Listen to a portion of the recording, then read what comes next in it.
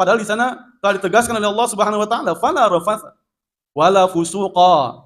Fusuqa ini adalah penyimpangan, pelanggaran. Betul pelanggaran itu kaitannya pelanggaran ihram, tapi ini maknanya bisa makna umum.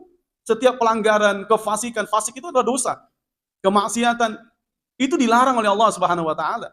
Dan sesungguhnya itu adalah pembinaan bagi kita, bukan hanya di tanah suci, bukan hanya ketika kita berihram, tapi sepanjang hidup kita, kita telah canangkan itu. Fala fusuqa, wala jidala, perselisihan, pertengkaran. Dan kita telah ucapkan itu.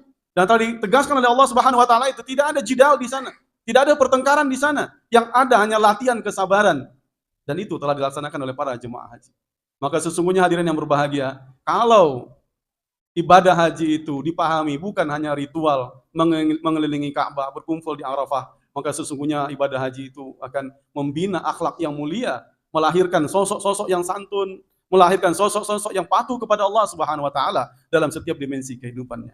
Fa'tabiru ya ulil absar la'alakum tuflihun. Aqulu qawli hadza astaghfirullah li wa lakum wa lisairil muslimin wal muslimat fastaghfiruhu innahu huwal ghafurur rahim. Innal hamdalillah nahmaduhu wa nasta'inuhu wa nastaghfiruh wa na'udzu billahi min syururi anfusina wa min sayyiati a'malina. Hadirin yang berbahagia, dimensi lain yang juga mesti kita ingat dalam ibadah haji itu adalah kesetaraan, persatuan umat Islam yang luar biasa.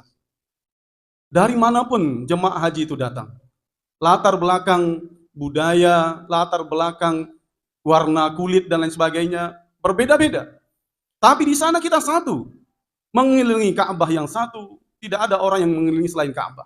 Berkumpul di Arafah yang sama, memakai pakaian yang sama, menyembah Tuhan yang sama. Maka ini adalah simbol dari persatuan umat Islam, solidaritas yang tinggi dari umat Islam. Makanya Rasulullah SAW mengisyaratkan kepada kita bahwa umat Islam itu semuanya antara satu dengan yang lainnya adalah seperti satu tubuh yang saling menguatkan. Dan dalam hadis yang lain dikatakan apabila satu anggota tubuh yang sakit, maka anggota tubuh yang lainnya juga akan ikut merasakannya. Maka hadirin yang berbahagia, pada kesempatan ini tentu semua kita, terutama yang telah pulang melaksanakan ibadah haji, merasakan itu. Maka solidaritas itu tumbuh di antara kita.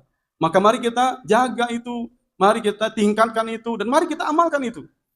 Terutama di saat kaum muslimin, saudara-saudara kita di Palestina atau di daerah-daerah konflik lainnya tertindas, mengalami tekanan, bahkan mungkin ketika kita bisa duduk dengan nyaman di sini, mereka tidak tahu kita di mana mereka salat Jumat. Maka ibadah haji itu juga menumbuhkan akan hal itu. Mari kita tingkatkan solidaritas kita untuk mendukung, minimal mendoakan kaum muslimin yang ada di daerah-daerah konflik tersebut.